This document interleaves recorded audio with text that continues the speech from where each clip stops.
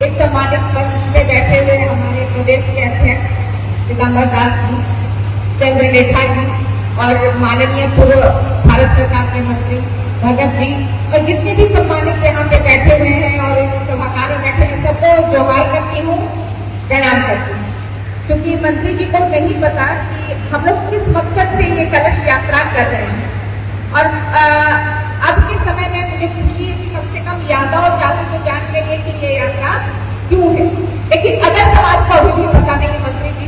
1962 में चाइना के साथ हमारा युद्ध हो रहा तो हुमायूं रेजिमेंट के तहत एक चार्ली कंपनी थी जिसमें 124 लोग थे। उस टुकड़ी ने जहां मोर्चा संभाल रखा था वहां बहुत विपरीत परिस्थिति थी।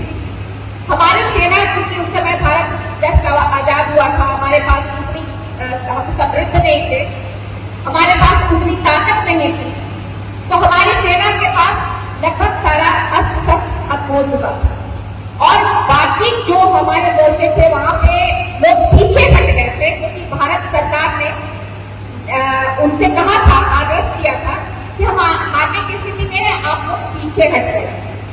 लेकिन जहां हमारी सेना थी, ये हुमायूं रेजिमेंट की चार्ली उसकी जो इन्होंने पीछे हटने से मना कर दिया, बोला कि हम कैसे अपने घर में जाएंगे और चेहरा दिखाएंगे कि हम हार क्या है। सामने 3000 से भी ज्यादा चीनी सैनिक थे, हमारे पास 124 सैनिक थे जिसमें से कई मारे जा चुके थे, लेकिन ये आगे बढ़ते रहे, बिना हथियार के आगे बढ़ते रहे, विपरीत परिस्थिति विपरीत मौसम में आगे बढ़ते रहे। इन्होंने हाथों से बल युद्ध करके चीनी सेना को इस स्थिति में ला दिया कि उन्हें खतरा मच गया। उन्हें डर हो गया कि मात्र 120 लोग, 124 लोग हमारे 3000 में भारी है और लग रहा है कि और भारतीय सेना आएगी तो क्या स्थिति होगी।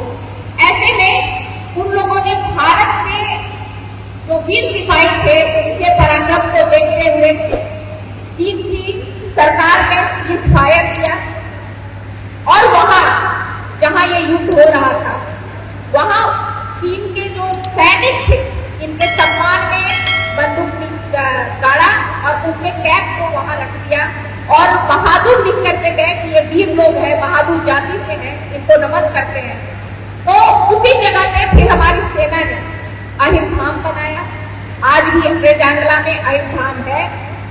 दुख की बात ये है और हम लोग इस यात्रा पे इसलिए निकले हैं, इस कलश में हमारे जहाँ पे वीर शहीद हुए थे हमारे, उसमें सबसे ज्यादा उस टुकड़ी में सिर्फ यादव जाति के लोग, सबसे ज्यादा। सारा रेजिमेंट है, जाट है, सिख है, गोरखा है, सारे रेजिमेंट है, लेकिन अहिर रेजिमेंट आज तक नहीं है। और कोई युद्ध हो, कोई भी युद्ध, अभी पाकिस्तान के साथ सीमा पे बहुत खराब स्थिति चल रहा है, तनावपूर्ण है, रोज हमारे एक यादव सैनिक मारे जाते हैं। हम चाहे देश के भीतर हो या सीमा पे हो, हमारे बच्चे, हमारे भाई, हमारा बच्चा वहां जाता है, बहादुरी से लड़ता है और देश की हिफाजत करता है। हमारी बस एक ही मांग है कि हम मरने के लिए तो तैयार है, मिटने के लिए तैयार है, देश की रक्षा और सम्मान के लिए तैयार है, बस कंधे पे हमारा नाम चाहिए, हमें हक और सम्मान चाहिए। आज उसी सम्मान के लिए इस कलश में उन बहादुर सिपाहियों की मिट्टी है जहाँ पे वो मरे थे, वो मिट्टी इस कलश में भर के हम न्याय के लिए पूरे देश में घूम रहे हैं। आज आजादी के 62 लड़ाई के 62 की लड़ाई के जिसे 62-64 साल हो गया, हम अभी भी न्याय मांगते फिर रहे हैं। ये जागृति लाने के लिए है कि यादव समाज नहीं, समस्त समाज, जब देश की रक्षा की बात होती है समस्त समाज मिलकर करते हैं। अभी सोफिया गुरैशी थी तो क्या हम सब सम्मान नहीं कर रहे हैं? कर रहे हैं ना।